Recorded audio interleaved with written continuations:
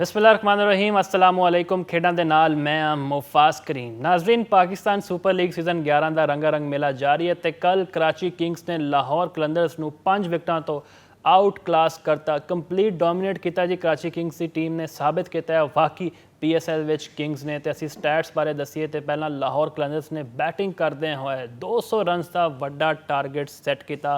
खास तौर पर तारीफ बनती है जी फखर जमान की, वड्डे मैच के वड्डे खिलाड़ी, उन्होंने 61 रन्स बनाए ने। फिर किताबी प्लेयर अब्दुल्ला शफीक की गल करते हैं जी, उन्होंने 62 रन्स बनाए। टैक्नीकली बड़ी सॉलिड और बैटर ने। तो असी हमेशा तारीफ की है कि अब्दुल्ला शफीक नूं टीम में होना चाहिए, उन्होंने वास्ते असी आवाज़ बुलंद की है। सिकंदर रजा ने कोई 19 रन्स का इजाफा किया है, लेकिन वह भी किसी खाते ना आया। फिर कराची किंग्स की गल करते हैं जी, कंफर्टेबली उन्होंने चेस किया।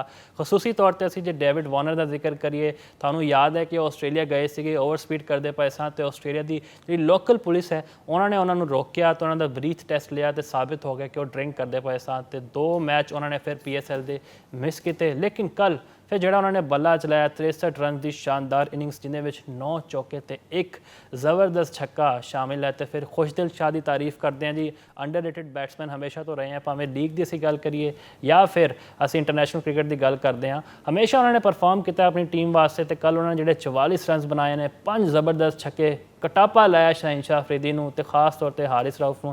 शाहीन की असी गल करते हैं 4 ओवरस में उन्होंने 51 रन पाए ने, तो कोई विकेट भी वो हासिल नहीं कर सके। साडे नाल मौजूद ने यूसुफ अंजम साहब। यूसुफ साहब वजह जी जरा पहला तय दसो, लाहौर की शिकस्त की वजह की है? असी हारिस की खराब बॉलिंग की गल करिए या फिर शाहीन का जिक्र करिए? कंप्लीट डोमीनेट किया कराची किंग्स की टीम ने।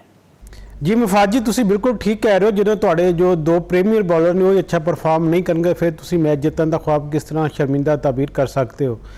कराची की टीम जी 5 मैच मुसलसल हार चुकी थी, उधर लिए कम बैक करना मेरे ख्याल बहुत ज़रूरी से। तो लाहौर कलंदर टीम ने उन्होंने एक बिल्कुल आसान मौका दिता है। गो के 199 रन का जोड़ा टारगेट उन्हें बनाया सी पहलों फखर जमान तो अब्दुल्ला शफीक की उनका बैटिंग की बदौलत मैं समझदा कि डिफेंडेबल है सी। तो जिस तरह की सी इनके बॉलिंग लाहौर कलंदर के बारे मशहूर है कि बहुत ज़्यादा उन्होंने कंबीनेशन अच्छा है। शाहीन शाह अफरीदी, हारिस रऊफ, उबैद शाह, सिकंदर रजा, ये कोई छोटे ना नहीं है बॉलिंग के। लेकिन ਜਦੋਂ ਤੁਸੀਂ ਆਪਣੀ ਲਾਈਨ ਲੈਂਥ ਤੋਂ ਹਟ ਕੇ ਆਪਣੇ ਅਗਰੈਸ਼ਨ ਤੇ ਬੋਲਿੰਗ ਕਰਨਾ ਸ਼ੁਰੂ ਕਰ ਦਿਓਗੇ ਤਾਂ ਫਿਰ ਤੁਹਾਡੇ ਲਈ ਕਿਸੇ ਵੀ ਬੈਟਰ ਨੂੰ ਆਊਟ ਕਰਨਾ ਬੜਾ ਮੁਸ਼ਕਲ ਹੋ ਜਾਂਦਾ ਹੈਗਾ। ਤੇ ਇਹਦੇ 'ਚ ਮੈਂ ਕਹਿੰਦਾ ਕਿ ਖਾਸ ਕਿਰਦਾਰ ਸਾਨੂੰ ਸਾਰਿਆਂ ਨੂੰ ਸਿੱਖਣਾ ਚਾਹੀਦਾ, ਜਿੰਨੇ ਵੀ ਸਾਡੇ ਯੰਗਸਟਰ ਨੇ, ਪਾਕਿਸਤਾਨੀ ਨੇ, ਕ੍ਰਿਕਟਰਸ ਨੇ, ਕਪਤਾਨ ਨੇ ਜਿਹੜੇ ਆਪਣੀ ਆਪਣੀ ਟੀਮਾਂ ਦੀ ਕਪਤਾਨੀ ਕਰ ਰਹੇ ਨੇ। ਡੇਵਿਡ ਵਾਰਨਰ ਨੂੰ, ਡੇਵਿਡ ਵਾਰਨਰ ਨੇ ਜਿਸ ਤਰ੍ਹਾਂ ਇਨਿੰਗਸ ਖੇਲੀ, ਮੈਂ ਕਹਿੰਦਾ ਉਹ PSL ਦੀ ਇੱਕ ਬਿਹਤਰੀਨ ਇਨਿੰਗਸ ਕਹੀ ਜਾ ਸਕਦੀ ਹੈਗੀ ਆ। उस तो बाद मोइन अली ने जिस तरह टीम को संभाला, तो आखिर तक खुशदिल शाह ने जिस तरह शाहीन शाह अफरीदी, हारिस रऊफ तो बाकी बॉलर की जिस तरह उबैद शाह की पटाई की, मैं कहना कि एक लाजवाब इनिंग्स उन्होंने कह सकते हैं। लाहौर कलंदर की टीम यकीनी तौर पर बहुत अच्छी प्लान हमेशा करती है, उन्होंने कंबीनेशन भी अच्छा है। लेकिन अपने ग्राउंड पर ना जाने उन्होंने की हो गया। इस तो पहले भी तुहानूं याद होएगा कि जिस मैच में बॉल टैंपरिंग का इशू होया सी फखर जमान वाला, वो भी इत्थे इस कज़ाफी स्टेडियम में ही मैच खेलिया गया सी, तो उहदे कराची किंग की टीम कामयाब रही सी। उस तो बाद कराची किंग की टीम जो अपने होम ग्राउंड पर गई नैशनल स्टेडियम उत्थे कराची में, उत्थे 4 ਦੇ 4 मैच हार गई सी। तो ये मुकाबले अपना जी लाहौर की टीम से 2 मैच उन्होंने जिते हुए सन। इस लिहाज नाल अगर असीं देखा जाए तो लाहौर की टीम को मैच जितना चाहिए है। 200 रन का जोड़ा हदफ जो टारगेट जोड़ा उन्होंने अपना दिफा ना कर सकन, मैं समझदा कि ये सवालिया निशान हो गया है। हारिस रऊफ तो हमेशा असीं कहंदे सी कोई बहुत ज़्यादा रन देंदे ने, लेकिन उन्होंने मौकफा क्योंकि मेरा जोड़ा रोल है विकेट टेकिंग का है, जो मैं विकेट टेकिंग वाल जावांगा अपने रोल वाल, तो अगर मैनू पटाई भी हो जाएगी तो मेरे ख्याल कोई इतना ज़्यादा बुरा नहीं है। लेकिन असीं देखा कि हारिस रऊफ तो बाद शाहीन शाह अफरीदी भी बिल्कुल ऑफ कलर नज़र आए। वो लगता सी कि अपनी जी है प्लैनिंग उहदे मुताबिक बॉलिंग नहीं कर रहे कि किस तरह असीं ये रन रोक सकते हैं। बल्कि जो उन्होंने एक स्ट्रोक लगता सी तो वो ज़्यादा अपना जज्बात में आ जाते सन। क्रिकेट नाम है प्लैनिंग का, हकमत अमली का, अपने जज्बात को कूल रखते हुए बतौर कप्तान तुसी हर चीज़ को देखना कि तुहाडी जिहड़ी बॉलिंग हैगी आ वही तुहाडी टीम वास्ते अहम हथियार हैगी है। तो ये नाल मैं जिक्र कराँगा उन्होंने खराब फील्डिंग का भी। खराब फील्डिंग ने भी यकीनी तौर पर कराची किंग को कई मौके दिते, जिन्हों की वजह तो उन्होंने जी पोजीशन हैगी सी वो आखिर तक काफ़ी बेहतर ही हैगी सी। मैं समझदा कि उन्हें वेकअप कॉल हैगी लाहौर वास्ते। लाहौर ने अगे क्वालीफाई सुपर 4 मरले जाने का एक आसान मौका गंवा दिता है। ਕਰਾਚੀ ਕਿੰਗ ਦੀ ਜਿਹੜੀ ਉਮੀਦਾਂ ਨੇ ਦੁਬਾਰਾ ਹੁਣ ਜ਼ਿੰਦਾ ਹੋ ਗਈਆਂ ਨੇ ਤੇ ਹੁਣ ਜਿਹੜਾ ਪੁਆਇੰਟਸ ਟੇਬਲ ਤੇ ਮੁਕਾਬਲਾ ਇਸ ਵੇਲੇ ਹੈ ਬਹੁਤ ਹੀ ਜ਼ਬਰਦਸਤ ਦੇਖਣ ਨੂੰ ਮਿਲ ਰਿਹਾ ਹੈਗਾ। ਤੇ ਹੁਣ ਜਿੰਨਾ ਵੀ ਮੈਚ ਹੋਏਗਾ ਉਹ ਹਰ ਟੀਮ ਵਾਸਤੇ ਫਾਈਨਲ ਹੀ ਹੋਏਗਾ। ਜਦੋਂ ਤੱਕ ਕਿ ਉਹ ਆਪਣਾ ਉਹਨੂੰ ਫਾਈਨਲ ਸਮਝ ਕੇ ਨਹੀਂ ਖੇਡਣਗੇ ਉਹਨਾਂ ਲਈ ਜਿਹੜੇ ਮਸਾਇਲ ਵੱਧਦੇ ਜਾਣਗੇ ਤਾਂ ਟੀਮ ਤੋਂ ਇਨ ਪਲੇਆਫ ਤੋਂ ਬਾਹਰ ਵੀ ਹੋ ਸਕਦੇ ਨੇ। ਲਾਹੌਰ ਕਲੰਦਰ ਦੇ ਕਪਤਾਨ ਸ਼ਹਿਨਸ਼ਾਹ ਅਫਰੀਦੀ ਨੂੰ ਆਪਣੇ ਗੁੱਸੇ ਤੇ ਕੰਟਰੋਲ ਕਰਨ ਦੀ ਲੋੜ ਹੈਗੀ ਆ। ਪਿਛਲੇ ਮੈਚ ਵਿੱਚ ਅਸੀਂ ਦੇਖਿਆ ਸੀ ਕਿ ਉਹਨਾਂ ਨੇ ਆਪਣਾ ਜਿਹੜਾ ਬੈਟ ਸੀ ਉਹ ਡਰੈਸਿੰਗ ਰੂਮ ਵਿੱਚ ਜਾ ਕੇ ਉਹਨੂੰ ਤੋੜਨ ਦੀ ਕੋਸ਼ਿਸ਼ ਵੀ ਕੀਤੀ ਸੀ ਜਜ਼ਬਾਤ ਵਿੱਚ ਆ ਕੇ। ਜਜ਼ਬਾਤ ਨਾਲ ਖੇਲ ਨਹੀਂ ਹੁੰਦੇ ਨੇ, ਨਾ ਜਜ਼ਬਾਤ ਨਾਲ ਕਾਮਯਾਬੀਆਂ ਮਿਲਦੀਆਂ ਨੇ। ਜਜ਼ਬਾਤ ਦੀ ਬਜਾਏ ਤਹੰਮਲ, ਬੁਰਦਬਾਰੀ ਤੇ ਅੱਛੀ ਜਿਹੜੀ ਹਕਮਤ ਅਮਲੀ ਹੈਗੀ ਆ ਉਹੀ ਕਿਸੇ ਟੀਮ ਦੀ ਕਾਮਯਾਬੀ ਦੀ ਅਹਿਮ ਕੁੰਜੀ ਹੁੰਦੀ ਹੈਗੀ ਆ। ਤੇ ਇਸ ਵੇਲੇ ਬਦਕਿਸਮਤੀ ਨਾਲ ਜਿਹੜੇ ਆਪਣੇ ਆਫ ਕਲਰ ਹੋ ਗਏ ਨੇ, ਬਿਲਕੁਲ ਜਜ਼ਬਾਤ ਵਿੱਚ ਆ ਕੇ ਫੈਸਲੇ ਕਰ ਰਹੇ ਨੇ, ਜਿਨ੍ਹਾਂ ਦੀ ਵਜ੍ਹਾ ਤੋਂ ਲਾਹੌਰ ਕਲੰਦਰ ਨੂੰ ਬਹੁਤ ਜ਼ਿਆਦਾ ਨੁਕਸਾਨ ਉਠਾਉਣਾ ਪੜ ਰਿਹਾ ਹੈਗਾ। ਤੇ ਆਉਣ ਵਾਲਾ ਜਿਹੜਾ ਮੈਚ ਹੈਗਾ ਲਾਹੌਰ ਕਲੰਦਰ ਲਈ ਇੱਕ ਫਾਈਨਲ ਹੈਗਾ। ਅਗਰ ਉੱਥੇ ਅੱਛਾ ਪਰਫਾਰਮ ਕਰਨਗੇ ਤੇ ਆਪਣੇ ਆਪ ਨੂੰ ਜ਼ਿੰਦਾ ਰੱਖਣਗੇ, ਅੱਗੇ ਜਾਣ ਵਾਸਤੇ ਉਮੀਦਾਂ ਉਹਨਾਂ ਦੀ ਜ਼ਿੰਦਾ ਹੋਣਗੀਆਂ, ਵਰਨਾ ਫਿਰ ਉਹਨਾਂ ਦਾ ਜਿਹੜਾ ਹਿਸਾਬ ਹੈਗਾ ਵੀ ਬੋਰੀਆ ਬਿਸਤਰ ਉਹਨਾਂ ਦਾ ਗੋਲ ਹੋ ਜਾਏਗਾ। ਤੇ ਜਿਹੜਾ ਕਿ ਇੱਕ ਅਫਸੋਸਨਾਕ ਗੱਲ ਹੈਗੀ ਹੈ, ਦਿਫਾਈ ਚੈਂਪੀਅਨ ਹੋਣ ਦੇ ਨਾਤੇ ਜਿਹੜੇ ਉਹਦੇ ਫੈਨਸ ਨੇ ਬੜੇ ਮਾਯੂਸ ਹੈਗੇ ਨੇ, ਉਹ ਵੀ ਬੜੇ ਨਾਰਾਜ਼ ਨੇ ਸ਼ਹਿਨਸ਼ਾਹ ਅਫਰੀਦੀ ਤੋਂ, ਹਾਰਿਸ ਰਊਫ ਦੀ ਪਰਫਾਰਮੈਂਸ ਤੋਂ। ਤੇ 200 ਰਨ ਜਿਹੜੀ ਟੀਮ ਚੇਜ਼ ਨਾ ਕਰ ਸਕੇ, ਮੈਂ ਹਜੇ ਤੱਕ ਯਕੀਨ ਨਹੀਂ ਕਰ ਪਾ ਰਿਹਾ ਕਿ ਜਿਹੜੀ ਲਾਹੌਰ ਕਲੰਦਰ ਹੈਗੀ ਆ ਉਹ ਆਪਣੇ 200 ਰਨ ਦਾ ਦਿਫਾ ਨਹੀਂ ਕਰ ਪਾਈ। ਇਸੇ ਤਰ੍ਹਾਂ ਜਿਹੜੇ ਫੈਨਸ ਨੇ ਉਹ ਵੀ ਬੜੇ ਗੁੱਸੇ 'ਚ ਹੈਗੇ ਨੇ, ਉਹਨਾਂ ਨੂੰ ਵੀ ਇਹ ਸਾਰੀਆਂ ਚੀਜ਼ਾਂ ਹਜ਼ਮ ਨਹੀਂ ਹੋ ਰਹੀਆਂ ਕਿ ਯਕਦਮ ਇਹ ਲਾਹੌਰ ਕਲੰਦਰ ਦੀ ਟੀਮ ਨੂੰ ਜਿਹੜੇ ਬਹੁਤ ਵੱਡੇ ਨਾਮ ਹੈਗੇ ਨੇ ਅਚਾਨਕ ਕੀ ਹੋ ਗਿਆ ਕਿ ਹੁਣ ਬਿਲਕੁਲ ਬੱਕਰੀ ਬਣ ਗਏ ਨੇ ਕਰਾਚੀ ਕਿੰਗ ਦੇ ਸਾਹਮਣੇ। ਤੇ ਮਜਮੂਈ ਤੌਰ ਤੇ ਅਗਰ ਦੇਖਿਆ ਜਾਵੇ ਤੇ ਕਰਾਚੀ ਕਿੰਗ ਤੇ ਲਾਹੌਰ ਕਲੰਦਰ ਦਰਮਿਆਨ ਜਿਹੜੇ ਮੈਚ ਹੋਏ ਨੇ ਉਹਨਾਂ ਵਿੱਚ 16 ਕਾਮਯਾਬੀਆਂ ਕਰਾਚੀ ਕਿੰਗਸ ਨੇ ਹਾਸਲ ਕੀਤੀਆਂ ਨੇ। ਸਿਰਫ 8 ਮੈਚਾਂ ਲਾਹੌਰ ਕਲੰਦਰ ਦੀ ਟੀਮ ਕਾਮਯਾਬ ਹੋਈ ਹੈ। ਦਿਫਾਈ ਚੈਂਪੀਅਨ ਹੋਣ ਦੇ ਨਾਤੇ ਉਹਨੂੰ ਇੱਕ ਅੱਛੀ ਹਕਮਤ ਅਮਲੀ ਨਾਲ ਆਪਣੀ ਅਪਣਾਉਣੀ ਪਵੇਗੀ, ਗਲਤੀਆਂ ਨੂੰ ਮਿਨੀਮਾਈਜ਼ ਕਰਨਾ ਪਵੇਗਾ। ਤੇ ਖਾਸ ਤੌਰ ਤੇ ਮੈਂ ਸਮਝਦਾ ਕਿ ਹੁਣ ਵਕਤ ਆ ਗਿਆ ਕਿ ਹਾਰਿਸ ਰਊਫ ਨੂੰ ਬਾਹਰ ਬਿਠਾ ਕੇ ਕਿਸੇ ਨਵੇਂ ਬੌਲਰ ਨੂੰ ਮੌਕਾ ਦਿੱਤਾ ਜਾਏ। ਹਾਰਿਸ ਰਊਫ ਅੱਗੇ ਰਨਸ ਬਹੁਤ ਦੇ ਰਿਹਾ ਸੀ, ਉਸ ਤੋਂ ਉੱਤੇ ਹੁਣ ਸ਼ਹਿਨਸ਼ਾਹ ਅਫਰੀਦੀ ਨੂੰ ਵੀ ਕੁੱਟ ਪੈਣੀ ਸ਼ੁਰੂ ਹੋ ਗਈ ਹੈਗੀ ਆ। ਤੇ ਉਸ ਤੋਂ ਬਾਅਦ ਤਾਂ ਜਿਹੜੀ ਉਹਨਾਂ ਦੀ ਬਿਲਕੁਲ ਬੋਲਿੰਗ ਲਾਈਨ ਹੈਗੀ ਆ, ਬਿਲਕੁਲ ਇੱਕ ਵੀਕਰ ਬੋਲਿੰਗ ਲਾਈਨ ਬਣ ਕੇ ਰਹਿ ਗਈ ਹੈਗੀ। ਅੱਛਾ ਯੂਸਫ ਸਾਹਿਬ, ਅਸੀਂ ਜੇ ਗੱਲ ਕਰੀਏ ਕਰਾਚੀ ਕਿੰਗਸ ਦੇ ਕਪਤਾਨ ਡੇਵਿਡ ਵਾਰਨਰ ਦੀ, ਕੱਲ੍ਹ ਉਹ ਆਖਰੀ ਬਾਲ ਤੱਕ ਖੇਡੇ ਨੇ, ਬੜੇ ਜ਼ਬਰਦਸਤ ਬੈਟਰ ਨੇ, ਤੇ ਨਾਲ ਫਿਰ ਖੁਸ਼ਦਿਲ ਸ਼ਾਹ ਨੇ ਵੀ ਆਪਣਾ ਬੱਲਾ ਚਲਾਇਆ। ਉਹਨਾਂ ਦੇ ਖਿਲਾਫ ਇੱਕ ਪ੍ਰੋਪੇਗੈਂਡਾ ਹੁੰਦਾ ਸਨ ਕਿ ਜੀ ਇਹ ਸਿਫਾਰਸ਼ੀ ਪਲੇਅਰ ਨੇ, ਲੇਕਿਨ ਕੱਲ੍ਹ ਉਹਨਾਂ ਨੇ ਬੜੇ ਲੋਕਾਂ ਨੂੰ ਚੁੱਪ ਕਰਾਤਾ ਆਪਣੀ ਪਰਫਾਰਮੈਂਸ ਦੇ ਨਾਲ। ਕੀ ਕਹੋਗੇ? ਜੀ ਮੁਫਾਜ਼, ਬਿਲਕੁਲ ਡੇਵਿਡ ਵਾਰਨਰ, ਮੈਂ ਕਹਿੰਦਾ ਕਿ ਉਹਨਾਂ ਨੇ ਜਿਹੜੀ ਇਨਿੰਗਸ ਖੇਲੀ ਹੈਗੀ ਆ ਉਹਨੂੰ ਕਮਾਲ ਦੀ ਇਨਿੰਗਸ ਅਸੀਂ ਕਹਿ ਸਕਦੇ ਹੈਗੇ ਹਾਂ। ਜਿਸ ਤਰ੍ਹਾਂ ਉਹਨਾਂ ਦੇ ਬਾਰੇ ਇੱਕ ਅਗਰੈਸ਼ਨ ਦੇ ਪਲੇਅਰ ਦੇ ਤੌਰ ਤੇ ਮਸ਼ਹੂਰ ਨੇ, ਲੇਕਿਨ ਕੱਲ੍ਹ ਉਹਨਾਂ ਦੀ ਜਿਹੜੀ ਇਨਿੰਗਸ ਹੈਗੀ ਸੀ ਉਹ ਬਤੌਰ ਕਪਤਾਨ ਇੱਕ ਬਹੁਤ ਵੱਡੀ ਐਗਜ਼ੈਂਪਲ ਹੈ ਸੀ ਬਾਕੀ ਲੋਕਾਂ ਦੇ ਵਾਸਤੇ ਵੀ। ਜਿਸ ਤਰ੍ਹਾਂ ਉਹਨਾਂ ਨੇ ਆਪਣਾ ਕੂਲ ਮਾਈਂਡ ਰਹਿੰਦੇ ਹੋਏ ਚੀਜ਼ਾਂ ਨੂੰ ਬਿਲਡਅਪ ਕੀਤੀਆਂ, ਕਿਉਂਕਿ ਉਹਨਾਂ ਨੂੰ ਪਤਾ ਸੀ ਕਿ 200 ਰਨ ਅਗਰ ਤੁਸੀਂ ਬਣਾਉਣੇ ਨੇ, ਚੇਜ਼ ਕਰਨੇ ਨੇ, ਤੇ ਇੱਕ ਐਂਡ ਸੰਭਾਲ ਕੇ ਰੱਖਣਾ ਪਵੇਗਾ। ਇਹੀ ਕੁਝ ਡੇਵਿਡ ਵਾਰਨਰ ਨੇ ਕੀਤਾ। ਡੇਵਿਡ ਵਾਰਨਰ ਕਿਉਂਕਿ ਤਜਰਬਾ ਬਹੁਤ ਜ਼ਿਆਦਾ ਹੈਗਾ, ਉਹਨਾਂ ਦੀ ਬਹੁਤ ਜ਼ਿਆਦਾ ਉਹਨਾਂ ਮੈਚਸ ਕਾਮਯਾਬੀਆਂ ਵੀ ਦਿਲਾਈਆਂ ਨੇ। ਉਹ ਇੱਕ ਉਮੀਦ ਸਨ ਕਰਾਚੀ ਕਿੰਗਸ ਦੇ ਵਾਸਤੇ।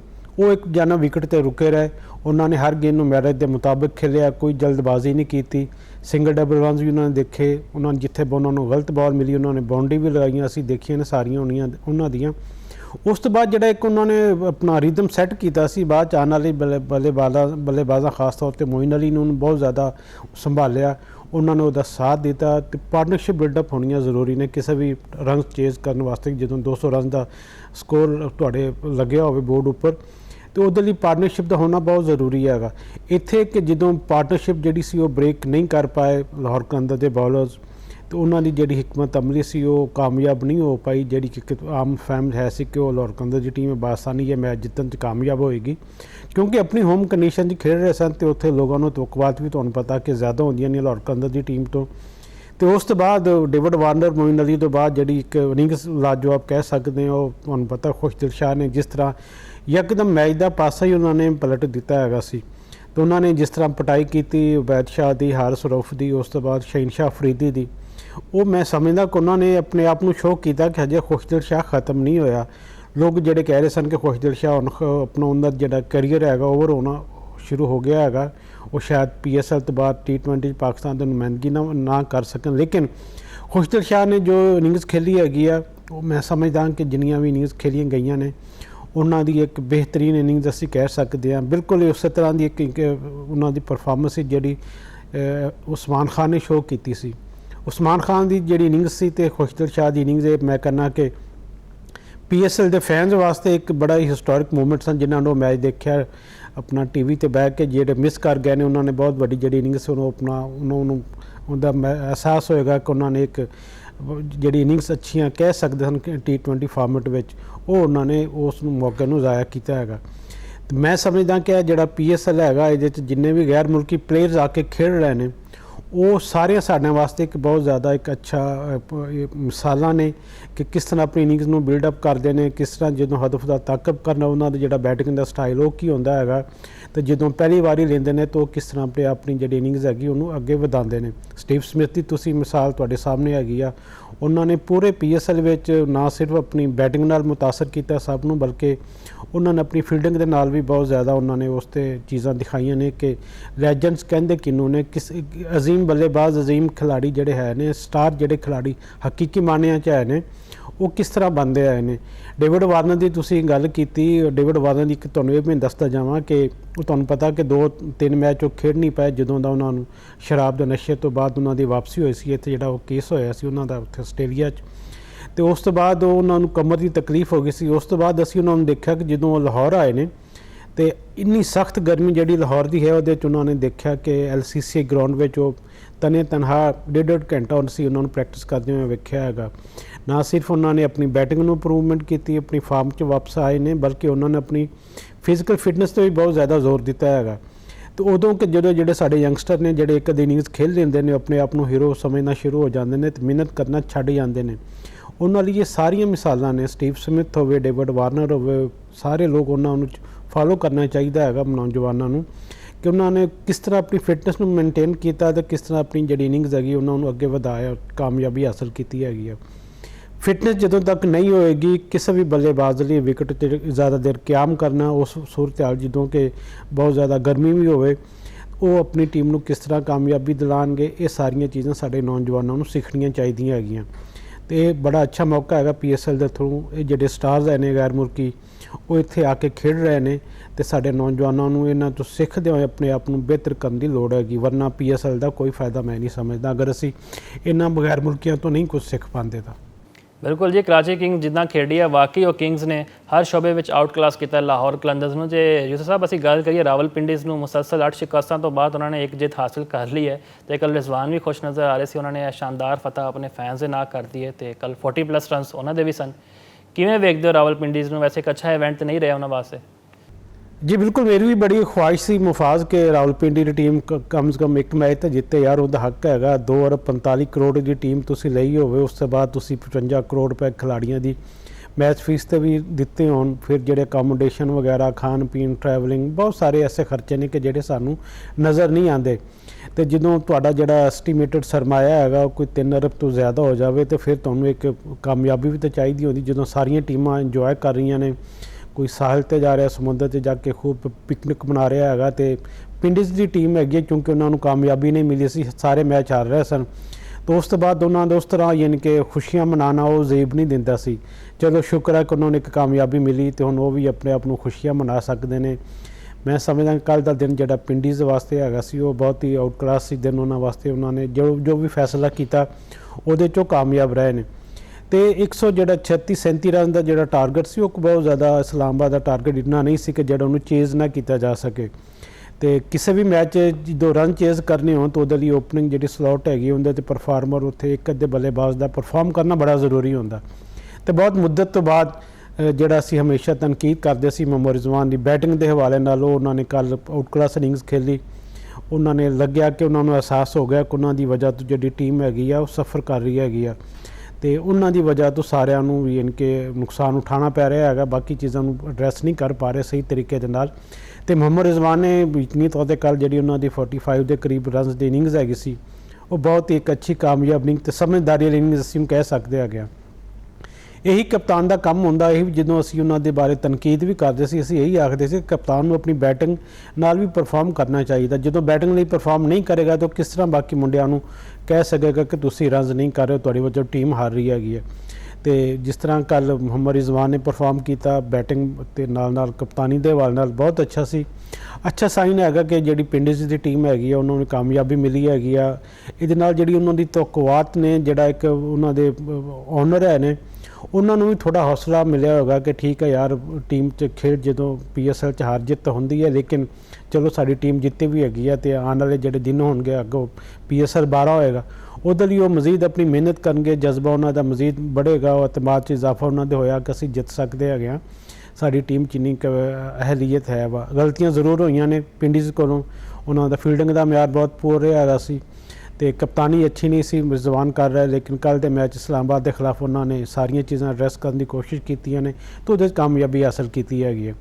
ਪਿੰਡੀਜ਼ ਹੁਣ ਚੂੰਕਿ ਪਲੇਆਫ ਮਰਲੇ ਤਾਂ ਨਹੀਂ ਪਹੁੰਚ ਪਾਈ, ਲੇਕਿਨ ਇਹ ਉਹਨਾਂ ਦੀ ਇੱਕ ਜਿਹੜੀ ਜਿੱਤ ਹੈਗੀ ਹੈ, ਉਹਨਾਂ ਲਈ ਇੱਕ ਵੇਕਅਪ ਕਾਲ ਹੈਗੀ ਹੈ ਕਿ ਆਪਣੇ ਆਪ ਨੂੰ ਜਿਹੜੀ ਗਲਤੀਆਂ ਕਰ ਰਹੇ ਨੇ ਉਹ ਠੀਕ ਕਰਨ, ਜਿਹੜੇ ਕੰਬੀਨੇਸ਼ਨ 'ਚ ਕੁਝ ਚੀਜ਼ਾਂ ਗਲਤ ਹੋਈਆਂ ਨੇ ਉਹਨਾਂ ਨੂੰ ਠੀਕ ਕਰਨ ਦੀ ਲੋੜ ਹੈਗੀ ਆ, ਤਾਂ ਕਿ ਜਿਹੜਾ ਅੱਗੋਂ ਆਉਣ ਵਾਲਾ ਸੀਜ਼ਨ ਹੈਗਾ PSL 12 ਉਹਦੇ 'ਚੋਂ ਇੱਕ ਨਵੇਂ ਰੂਪ 'ਚ ਸਾਹਮਣੇ ਆ ਸਕਣ। ਇੱਡੀ ਮਹਿੰਗੀ ਟੀਮ ਕੋਲੋਂ ਇੰਨੀ ਬੁਰੀ ਪਰਫਾਰਮੈਂਸ ਦੀ ਤਵੱਕੋ ਕਿਸੇ ਨੂੰ ਨਹੀਂ ਸੀ, ਅਤੇ ਫੈਨਸ ਵੀ ਨਾਰਾਜ਼ ਨੇ ਰਾਵਲਪਿੰਡੀ ਦੇ ਕੇ ਹੈ ਜਿਹੜੀ ਉਹਨਾਂ ਦੀ ਪਰਫਾਰਮੈਂਸ ਹੈਗੀ ਹੈ, ਬਿਲਕੁਲ ਉਹਨਾਂ ਨੇ ਮਾਯੂਸ ਕੀਤਾ ਸਾਰਿਆਂ ਨੂੰ। ਅਤੇ ਮੈਂ ਸਮਝਦਾ ਕਿ ਹੁਣ ਜਿਹੜੀ ਪਿੰਡੀ ਵਾਲੇ ਲੋਕ ਨੇ ਖੁਸ਼ ਹੋ ਗਏ ਹੋਣਗੇ, ਚਲੋ ਕੁਛ ਨਾ ਕੁਛ ਉਹਨਾਂ ਦੀ ਜਿੱਤ, ਉਹਨਾਂ ਨੂੰ ਕਾਮਯਾਬੀ ਮਨਾਉਣ ਦਾ, ਖੁਸ਼ੀਆਂ ਮਨਾਉਣ ਦਾ ਮੌਕਾ ਮਿਲਿਆ ਹੈਗਾ। ਬਿਲਕੁਲ ਜੀ, ਅੱਛਾ ਸੀਜ਼ਨ ਤਾਂ ਨਹੀਂ ਰਿਹਾ ਰਾਵਲਪਿੰਡੀ ਵਾਸਤੇ, ਲੇਕਿਨ ਉਹਨਾਂ ਨੂੰ ਪੈਗਾਮ ਹੈ ਇਸ ਪ੍ਰੋਗਰਾਮ ਦੇ ਤਵਸਤ ਨਾਲ ਕਿ ਤੁਸੀਂ ਉਮੀਦਾਂ ਨਾ ਛੱਡੋ, ਕੋਈ ਨਹੀਂ, ਅਗਲਾ ਸੀਜ਼ਨ ਵੀ ਆਉਣਾ। ਅਤੇ ਰਿਜ਼ਵਾਨ ਦੀ ਜਿੱਦਾਂ ਪਰਫਾਰਮੈਂਸ ਰਹੀ, ਅਸੀਂ ਤਨਕੀਦ ਵੀ ਕੀਤੀ ਉਹਨਾਂ ਉੱਤੇ ਕਿ ਉਹਨਾਂ ਦਾ ਬੱਲਾ ਚੱਲਣਾ ਜ਼ਰੂਰੀ ਸੀਗਾ। ਕੈਪਟਨਸੀ ਵਿੱਚ ਵੀ ਫਲॉस ਨਜ਼ਰ ਆਏ ਨੇ, ਅਤੇ 8 ਦੇ 8 ਮੈਚਾਂ ਵਿੱਚ ਉਹ ਓਪਨਰ ਆਏ ਨੇ, ਹਰ ਬਾਲ ਵਿੱਚ ਉਹਨਾਂ ਨੇ ਸਟਰਗਲ ਕੀਤਾ। ਸਿੱਧੀ ਬਾਲ ਨੂੰ ਅਸੀਂ ਵੇਖਦੇ ਸਨ ਕਿ ਸਲਿੱਪ ਵਿੱਚ ਕੈਚ ਆਊਟ ਹੋ ਗਏ, ਫਿਰ ਇੱਕ ਵਾਰੀ 2 ਕਲੀਨ ਬੋਲਡ ਵੀ ਹੋਏ ਨੇ। ਚਲੋ ਜੀ, ਬੈਸਟ ਆਫ ਲੱਕ ਕਹਿੰਦੇ ਅਸੀਂ ਰਾਵਲਪਿੰਡੀਜ਼ ਨੂੰ, ਅੱਛੀ ਟੀਮ ਸੀਗੀ ਲੇਕਿਨ ਉਸ ਤਰ੍ਹਾਂ ਪਰਫਾਰਮ ਨਹੀਂ ਕਰ ਸਕੀ। ਫਿਲਹਾਲ ਇੱਕ ਬ੍ਰੇਕ ਲੈਂਦੇ, ਬ੍ਰੇਕ ਤੋਂ ਬਾਅਦ ਵਾਪਸ ਹਾਜ਼ਰ ਹੁੰਦੇ।